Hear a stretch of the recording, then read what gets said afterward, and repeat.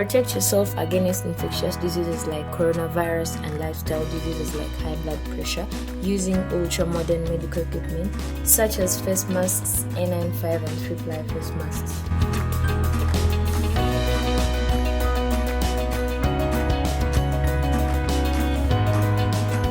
Medical coverall suits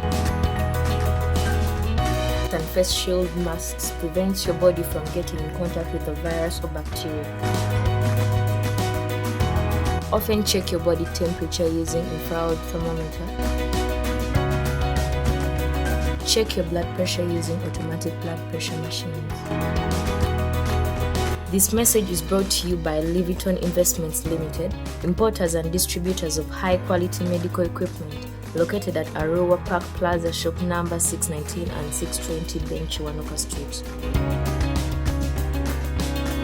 Leviton, caring for your health.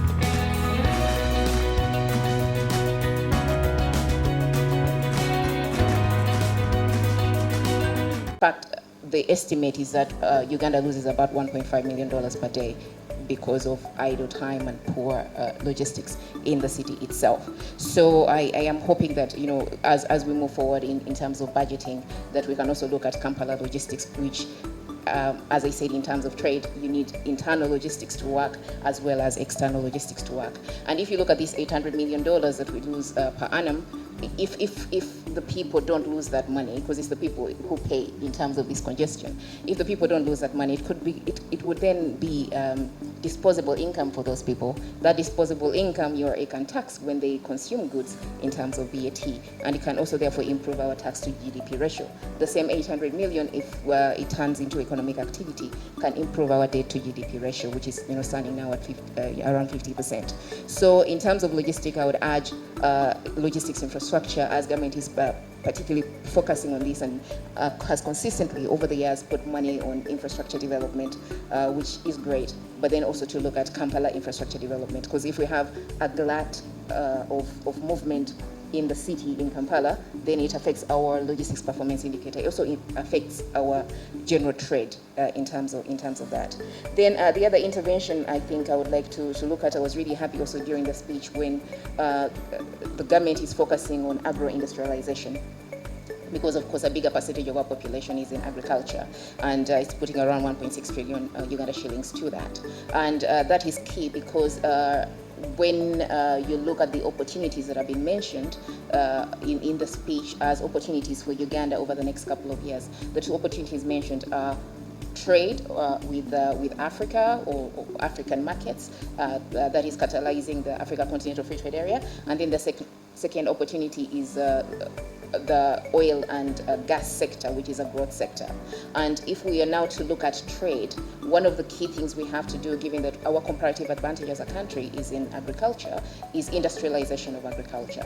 And so that focus on agriculture, industrialization, and value addition, I think is critical. And in so doing, we need to look at the key products, the top 3 agriculture products that we are exporting, currently. In the budget speech, it was mentioned that coffee is still our number 1 agriculture product that we're exporting, running it up to about $500 million we exported of coffee last year, followed by dairy, which was around $200 million, and then fish, which was also around $200 million.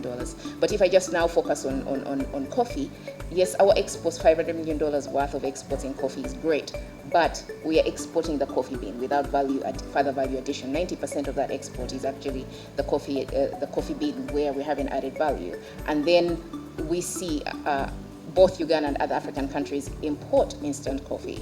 So our coffee goes out there, and then it's value is added to it, turning to instant coffee. And then Uganda and other African countries import that coffee. If we want to catalyze the access to the African continent, if we added value to our coffee, so that we get to a point where we even produce that instant coffee, it will mean that we will be the ones actually supplying that instant coffee to the other African countries that are consuming instant coffee, but not Ugandan instant coffee. Others just importing instant coffee from outside the continent. And if you look at the jobs that we export when we export the bean, we are exporting the jobs as well when we export that bean to that country that is going to add value to it. And and on top of the jobs, we are also exporting the byproducts of coffee. Coffee is a major input. Caffeine is a huge input in the pharmaceutical industry. And I know Uganda is also prioritizing the pharmaceutical industry. So we have one of those biggest inputs in the pharmaceutical industry comes out of coffee, but because we're not adding value to it, we then end up importing that input.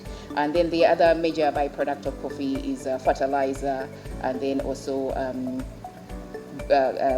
animal feed, but then it's also used in the beauty industry. So my point is that if we target the top 3 agricultural exports as a country, that is coffee, fish, and dairy. That's what we exported the most last year in our agro-industrialization strategy, and added value to those so that the jobs stay in Uganda, and then we export the final product. That will go a very long way in increasing our growth, increasing our economic development, but then also creating jobs and reducing the poverty levels that we do have. But it will also help us in terms of catalyzing the Africa Continental Free Trade Area. We need to look at what do we intend to actually export when we ratify this Africa Continental Free Trade Area agreement. We need to remember that as much as we're going to be accessing those markets, our products will be accessing those markets will also be accessing our market.